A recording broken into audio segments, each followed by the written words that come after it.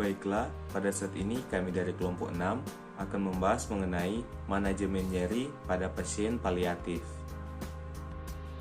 Perawatan paliatif adalah pendekatan yang bertujuan meningkatkan kualitas hidup pasien dan keluarga dalam menghadapi penyakit yang mengancam jiwa dengan cara meringankan penderitaan rasa sakit melalui identifikasi dini, pengkajian yang sempurna dan penata laksanaan nyeri serta masalah lainnya baik fisik, psikologis, sosial maupun spiritual. Prinsip pelayanan perawatan paliatif yaitu menghilangkan nyeri dan mencegah timbulnya gejala serta keluhan fisik lainnya. Penanggulangan nyeri menghargai kehidupan dan menganggap kematian sebagai proses normal. Tidak bertujuan mempercepat atau memperlambat kematian, memberikan dukungan psikologis, sosial dan spiritual, memberikan dukungan agar pasien dapat hidup seaktif mungkin, memberikan dukungan kepada keluarga sampai masa duka cita, serta menggunakan pendekatan tim untuk mengatasi kebutuhan pasien dan keluarga. Masalah fisik yang seringkali muncul yang merupakan keluhan dari pasien paliatif yaitu nyeri. Nyeri merupakan pengalaman emosional dan sensori yang tidak menyenangkan yang muncul akibat rusaknya jaringan aktual yang terjadi secara tiba-tiba dari intensitas ringan hingga berat yang dapat diantisipasi dan diprediksi. Konsep manajemen nyeri, definisi, nyeri merupakan sensasi yang rumit, unik, universal, dan bersifat individual.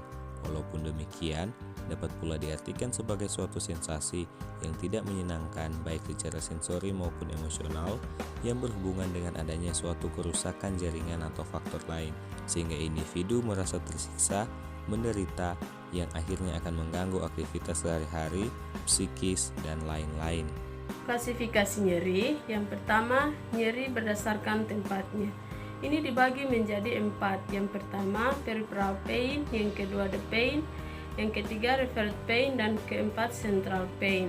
Nyeri berdasarkan sifatnya dibagi menjadi 3. Yang pertama, incidental pain, yang kedua steady pain, yang ketiga paroxysmal pain.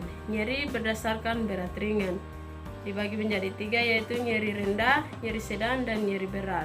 Nyeri berdasarkan waktu lamanya serangan dibagi menjadi 2. Yang pertama nyeri akut, yang kedua nyeri kronis. Selanjutnya skala nyeri. Berikut adalah jenis skala nyeri berdasarkan nilai dan angka. Skala O, tidak nyeri. Skala 1, nyeri sangat ringan. Skala 2, nyeri ringan, ada sensasi seperti dicubit namun tidak begitu sakit. Skala 3, nyeri sudah mulai terasa namun masih bisa ditoleransi. Skala 4, nyeri cukup mengganggu, contohnya nyeri sakit gigi. Skala 5, nyeri benar-benar mengganggu dan tidak bisa didiamkan dalam waktu yang lama. Skala 6, nyeri sudah sampai tahap mengganggu indera, terutama indera penglihatan. Skala 7, nyeri sudah membuat Anda tidak bisa melakukan aktivitas. Skala 8, nyeri mengakibatkan Anda tidak bisa berpikir jernih, bahkan terjadi perubahan perilaku. Skala 9, nyeri mengakibatkan Anda menjerit-jerit dan menginginkan cara apapun untuk menyembuhkan nyeri. Skala 10, nyeri berada di tahap yang paling parah yang bisa menyebabkan Anda tidak sadarkan diri. Cara menghitung skala nyeri. Mengetahui skala nyeri menjadi penting karena metode ini membantu para tenaga medis untuk mendiagnosis penyakit, menentukan metode pengobatan, hingga menganalisis efektivitas dari pengobatan tersebut. Dalam dunia medis, ada banyak metode perhitungan skala nyeri.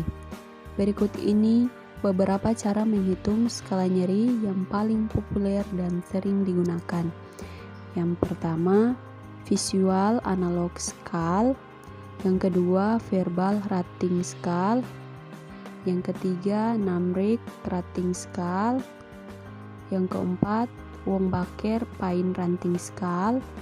Yang kelima, McGill Pain Questionnaire. Yang keenam, Oswetry Disability Index. Yang ketujuh, Brief Pain Inventory. Etiologi. Penyebab nyeri dapat diklasifikasi ke dalam 2 golongan, yaitu penyebab yang berhubungan dengan fisik dan berhubungan dengan psikis. Secara fisik misalnya penyebab adalah trauma mekanik, termal, kimiawi maupun elektrik, neoplasma, peradangan, gangguan sirkulasi darah, dan lain-lain. A. Trauma mekanik menimbulkan nyeri karena ujung-ujung saraf bebas mengalami kerusakan akibat benturan, gesekan, ataupun luka. Yang B. Trauma termal menimbulkan nyeri karena ujung saraf reseptor mendapatkan rangsangan akibat panas atau dingin. Yang C. Trauma kimiawi terjadi karena tersentuh zat asam atau basa yang kuat. Trauma elektrik dapat menimbulkan nyeri karena pengaruh aliran listrik yang kuat mengenai reseptor rasa nyeri. Yang D. Neoplasma menyebabkan nyeri karena terjadinya tekanan atau kerusakan jaringan yang mengandung reseptor nyeri dan juga karena tarikan, jepitan, atau metastase. Yang E. Nyeri pada peradangan terjadi karena kerusakan ujung-ujung saraf reseptor akibat adanya peradangan atau terjepit oleh pembekakan, sehingga dapat disimpulkan bahwa nyeri yang disebabkan oleh faktor fisik berkaitan dengan terganggunya serabut saraf reseptor nyeri. Nyeri yang disebabkan oleh faktor psikologis merupakan nyeri yang dirasakan bukan karena penyebab organik, melainkan akibat trauma psikologis dan pengaruhnya terhadap fisik. Nyeri karena faktor ini disebut psikogenic pain. Patofisiologi nyeri. Pada saat sel saraf rusak akibat trauma jaringan, maka terbentuklah zat-zat kimia seperti bradikinin, serotonin, dan enzim proteotik. Kemudian zat-zat tersebut merangsang dan merusak ujung saraf reseptor nyeri, dan rangsangan tersebut akan dihantarkan ke hipotalamus melalui saraf asenden. Sedangkan di korteks nyeri akan dipersiapkan sehingga individu mengalami nyeri.